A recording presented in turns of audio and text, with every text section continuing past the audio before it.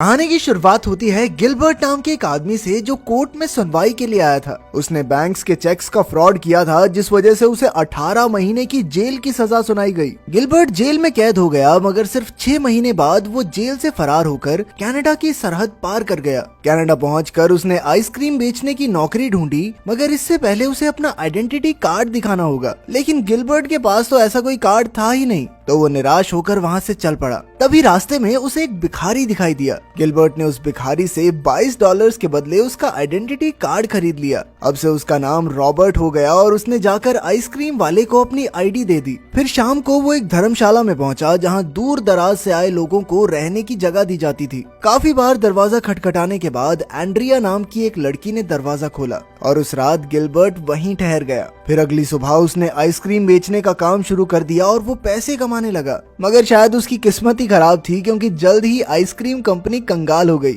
आखिरकार वो अपना गम भुलाने के लिए एक बार में शराब पीने गया। इस बार का मालिक टॉमी नाम का एक गैंगस्टर था जिसकी तलाश पुलिस भी कर रही थी, मगर पुलिस के पास उसके खिलाफ कोई पुख्ता सबूत नहीं थे, इसीलिए वो उसे गिरफ्तार नहीं कर पा रहे थे। खैर बार से निकलते हुए गिलबर्ट सिंडस नाम के एक पुलिस वाले से टकरा गया। सिंडस यहाँ टॉमी की जासूसी करने आया था। उधर गिलबर्ट ने घर लौटकर एंड्रिया को डेट के लिए पूछा। जल्द ही उनके बीच में प्यार पनपने लगा और फिर वो साथ ही रहने लगे। एक दिन जब वो घर लौटा तो उसने अखबार में पढ़ा कि अमेरिकी सरकार उसे ढूंढने के लिए जोरों शोरों से कोशिश कर रही है। गिलबर्ट थोड़ा घबरा गया और उसने एंड्रिया को सब कुछ सच बताने का फैसला किया। उधर एंड्रिया वॉशरूम में थी और अचानक उसका चेहरा खिल उठा। असल में वो गिलबर्ट के बच्चे की माँ बनने वाली थी। उसने बाहर जाकर गिलबर्ट को एक खुशखबरी देनी चाहिए, मगर उससे पहले ही गिलबर्ट ने कह दिया कि वो बिजनेस के सिलसिले में कुछ दिनों के लिए बाहर जा रहा है। जल्द ही गिलबर्ट पुलिस को धोखा देने के लिए वैनकूवर पहुंच गया। वहां उसने फिर से नौकरी की तलाश शुरू कर दी मगर कोई भी उसे नौकरी देने को तैयार ही नहीं था।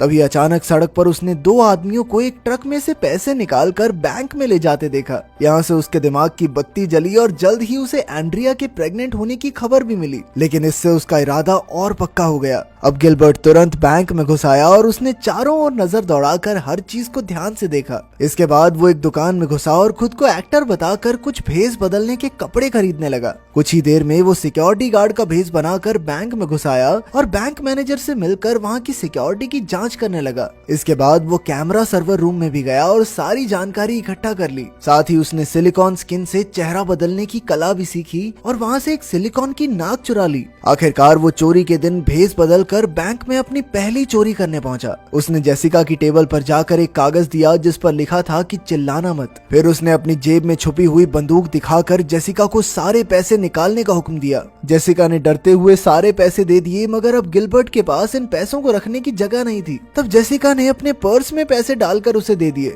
इधर गिलबर्ट की नकली नाक उतरने लगी जिससे उसका भांडा फोड़ होने ही वाला था, पर उसने मौका मिलते ही उसे चिपका लिया। आखिरकार काम होने पर उसने दुकान पर कपड़े लौटा दिए और सारे पैसे एक सूटकेस में रख लिए। इसके बाद वो तुरंत एयरपोर्ट पहुंचा मगर यहाँ एक नई मुसीबत आ खड़ी हुई। उसने देखा कि उसके सूटकेस की एक्सरे जांच होगी तो उसके पैसे पकड़े जाएंगे। उसने जैसे तैसे कुछ पैसे अपनी अंडरवियर में छुपा लिए और वापस चेकिंग एरिया में पहुंचा, लेकिन फिर उसे पता चला कि डोमेस्टिक फ्लाइट में तो एक्सरे चेकिंग होती नहीं। खैर जब वो घर पहुंचा तो एंड्रिया आंखें बिछाए उसका इंतजार कर रही थी। वो अपने नए घर में पहुंचे जो गिलबर्ट ने कुछ समय पहले ही खरीदा था, मगर उसने इस बार भी एंड्रिया को अपनी सच्चाई के बारे में नहीं बताया। उसने झूठ कह दिया कि वो अपना खानदानी बिजनेस संभाल रहा है। वहीं दूसरी ओर पुलिस चोरी की जांच पड़ताल में जुट गई थी। डिटेक्टिव हॉफमैन को लग रहा था कि इस चोरी के पीछे गैंगस्टर टॉमी का हाथ है। फिर सिंडस ने पुलिस कमांडर से टॉमी को गिरफ्तार करने की इजाजत मांगी, मगर अब भी उनके पास कोई ठोस सबूत नहीं थे, इसीलिए सिंडस को खुद ही जांच पड़ताल करके सच का पता लगाना होगा। उधर गिलबर्ट को और बड़ी चोरियां करने के लिए और पैसों की जरूरत थी, इसीलिए वो टॉमी के बार में उससे मिलने पहुंचा। उसने सामने मौजूद बैंक की ओर इशारा करते हुए कहा कि वो 3 मिनट के अंदर बैंक में चोरी करके आ सकता है। अगर वो ये करने में कामयाब रहा तो टॉमी उसे $10,000 का लोन देगा जिसे गिलबर्ट को 5 महीने में चुकाना होगा। टॉमी राजी हो गया और फिर गिलबर्ट उस बैंक के सामने पहुंचा।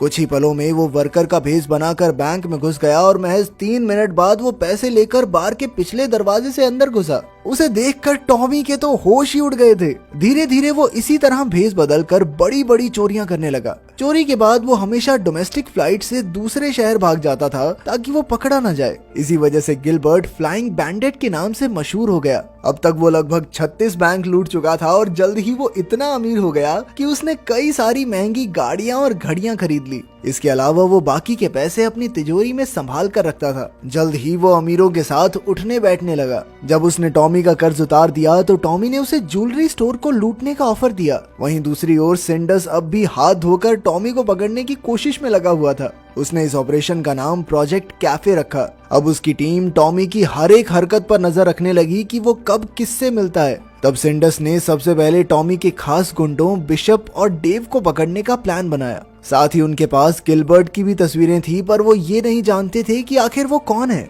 इधर गिलबर्ट अपने घर पर था कि अचानक एंड्रिया उसके कमरे में आ गई। गिलबर्ट ने ढेर सारे पैसे बेड पर बिखेरे हुए थे, तो एंड्रिया ने उससे पूछा कि आखिर इतना सारा पैसा आया कहां से। तब गिलबर्ट ने उसे सच बताया कि उसने बैंक लूटा है, मगर एंड्रिया ने उसे ये साबित करने को कहा कि वो किसी को नुकसान नहीं पहुंचाता। फिर अगली सुबह गिलबर्ट एंड्रिया को अपने साथ ले गया और उसके सामने बैंक लूटा। उसकी काबिलियत देखकर तो एंड्रिया भी दंग रह गई। कुछ ही पलों में गिलबर्ट ने लूट के पैसे लाकर एंड्रिया के हाथों में रख दिए। आखिरकार घर लौटकर एंड्रिया ने उसे वादा करने को कहा कि वो पकड़ा नहीं जाएगा और एक समय के बाद ये काम छोड़ देगा। उधर टॉमी के बार के बाहर हम सिंडस को नजर रखे हुए देखते हैं। तभी गिलबर्ट टॉमी से मिलने आया और वो दोनों फिर से एक ज्वेलरी स्टोर को लूटने का प्लान बनाने लगे। तब टॉमी ने बिशप को लूट के दौरान गिलबर्ट के साथ रहने का हुक्म दिया। कुछ देर बाद जब गिलबर्ट टॉयलेट गया तो सिंडस उसके पीछे आ गया। उसने टॉमी को भी चेतावनी दे दी कि जल्द ही उसके खिलाफ अरेस्ट वारंट निकल जाएगा। फिर सिंडस ने गिलबर्ट को देखा तो उसे शक हो गया, क्योंकि गिलबर्ट के चेहरे पर अब भी सिलिकॉन लगी हुई थी। बाद में सिंडस ने सभी कॉस्ट्यूम स्टोर्स में फोन करके जांच की। फिर रात को अचानक सिंडस को पुलिस स्टेशन से इमरजेंसी कॉल आई। पुलिस ने एक आदमी को शराब पीकर गाड़ी चलाते पकड़ा था। यह आदमी कोई और नहीं बल्कि टॉमी का खास गुंडा डेव था। आखिरकार उन्होंने डेव से गिलबर्ट का सारा सच उगलवा लिया। डेव ने उन्हें बताया कि गिलबर्ट अपनी पहचान बदलकर रॉबर्ट के नाम से जीने लगा और फ्लाइंग बैंडेट कोई और नहीं बल्कि वही है। फिर डेव ने खुलासा किया कि गिलबर्ट एक बहुत बड़ी लूट की तैयारी कर रहा है। ये जानकारी पाकर सिंडस तुरंत लूट की लोकेशन पर पहुंच गया। अब वो इस केस को सुलझाने के लिए बेहद उत्सुक था। सबसे पहले सिंडस ने उस दुकानदार से पूछताछ की जहां से गिलबर्ट भेस बदलने के लिए कपड़े खरीदता था। फिर उसने लोकल पुलिस को भी खबर कर दी कि आज शहर में चोरी होने वाली है। जल्द ही उसने शहर के सभी बैंक्स के बाहर पुलिस वाले तैनात कर दिए। वहीं दूसरी ओर गिलबर्ट और बिशप कैमरा ठीक करने वालों का भेस बनाकर अपने काम में जुट गए थे और उन्हें एहसास ही नहीं हुआ कि कई पुलिस वाले उन पर नजर रखे हुए हैं। जल्द ही गिलबर्ट ने ज्वेलरी स्टोर में जाकर दुकानदार से सारे जेवरात एक बैग में डालने को कहा। वहीं बिशप दरवाजे पर नजर रखे हुए था कि अचानक उसने सिंडस को आते हुए देखा। अब वो तुरंत वहां से भाग निकले और जैसे तैसे पुलिस की नजरों से बच गए, मगर बदकिस्मती से बिशप का हथियार दुकान में ही छूट गया था। इधर पुलिस अब भी उनका पीछा कर रही थी, लेकिन उन्होंने जो यूनिफॉर्म पहनी थी वो कई दूसरे लोगों ने भी पहनी हुई थी, जिस वजह से पुलिस असली चोरों को पहचान नहीं पाई। मगर सिंडस भी कम चालाक नहीं था। उसने अचानक फायर अलार्म बजा दिया, जिससे मॉल के सभी लोग घबराकर भाग गए। तभी उसने गिलबर्ट और बिशप को पहचान लिया और अपने आदमियों को उनके पीछे भेजा, मगर अंत में वो दोनों सिंडस को चकमा देकर भागने में कामयाब रहे। बाद में गिलबर्ट ने एंड्रिया को फोन करके सारा सामान बांधने को कहा, क्योंकि वो आज ही यहाँ से निकलने वाले थे। वहीं बिशप वापस टॉमी के बार में आ गया। जब गिलबर्ट घर पहुंचा तो उसने देखा कि एंड्रिया के पेट में दर्द शुरू हो गया था और अब किसी भी समय उनका बच्चा पैदा हो सकता है। गिलबर्ट बिना समय गवाए उसे हॉस्पिटल ले गया, जहां एंड्रिया ने एक लड़के को जन्म दिया। वहीं दूसरी ओर पुलिस ने गिलबर्ट के घर पर छापा मारा, लेकिन वहां तो कोई रहता ही नहीं था। असल में गिलबर्ट बड़ी चालाकी से टॉमी की मदद लेकर दूसरे घर में रहने लगा था। खैर, फिर पुलिस दुकान में मिले उस हथियार की जांच में जुट गई। वहीं गिलबर्ट कहीं दूर अपने बच्चे का पालन पोषण कर रहा था। गिलबर्ट आजकल कुछ ज्यादा ही फ्री था, तो एंड्रिया एक बार फिर से प्रेग्नेंट हो गई। इसके बाद एक दिन अचानक टॉमी गिलबर्ट से मिलने आया। उसने गिलबर्ट से आगे के प्लान के बारे में पूछा, क्योंकि वो फिर से गिलबर्ट से चोरी करवाना चाहता था। मगर गिलबर्ट ने ऐसा करने से इनकार कर दिया और टॉमी के जाने के बाद उसने अपने जमा किए हुए पैसे देखे। उनके पैसे लगभग खत्म होने वाले थे, पर फिर भी एंड्रिया ने उसे दोबारा चोरी करने की इजाजत नहीं दी। मगर अगली ही सुबह जब एंड्रिया सो रही थी तो गिलबर्ट एक खत में अपना पता लिखकर घर से चला गया। जब एंड्रिया की आंख खुली तो उसे एहसास हुआ कि गिलबर्ट जा चुका है। तभी फोन की घंटी बजी और एंड्रिया ने फोन उठाया तो सिंडस ने उससे गिलबर्ट का पता पूछा। एंड्रिया ने कहा कि वो तो घर पर है ही नहीं। फिर सिंडस ने सभी एयरपोर्ट्स पर फोन करके पूछताछ की पर कोई फायदा नहीं हुआ। फिर इत्तेफाक से उसने अखबार में एक और एयरलाइंस की एड देखी जो उनकी नजर से छूट गई थी। अब उनकी टीम तुरंत उस एयरलाइन की फ्लाइट की जांच में जुट गई। उधर गिलबर्ट एक होटल रूम में अपने प्लान की तैयारी कर रहा था कि अचानक उसे एंड्रिया का फोन आ गया। गिलबर्ट ने एक बार फिर झूठ कह दिया और एंड्रिया को 5 बजे एयरपोर्ट पर आने को कहा। इसके बाद उसने पहले की तरह भेस बदल कर बैंक लूटा और अपना बैग भरकर बाहर आ गया। फिर उसने देखा कि उसके जैसे कपड़े पहने कई लोग बैंक में मौजूद थे। इस वजह से पुलिस वालों ने किसी और को ही गिरफ्तार कर लिया और गिलबर्ट मौके का फायदा उठाकर बाहर आ गया।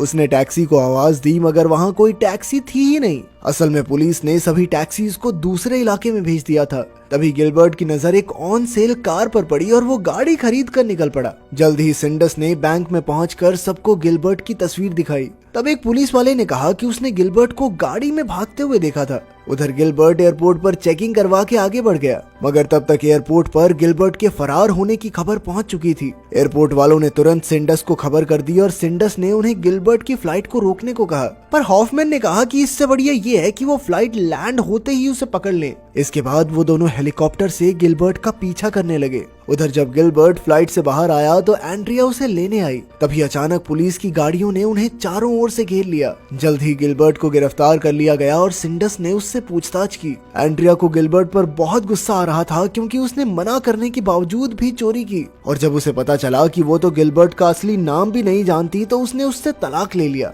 बाद में टॉमी गिलबर्ट से मिलने आया और उसने कहा कि उसने ही पुलिस को गिलबर्ट के खिलाफ गवाही दी थी। आखिरकार गिलबर्ट को 59 बैंक्स लूटने के जुर्म में 20 साल की सजा सुनाई गई। तो क्या गिलबर्ट को सही सजा मिली या फिर तुम लास्ट तक सोच रहे थे कि काश ये बच के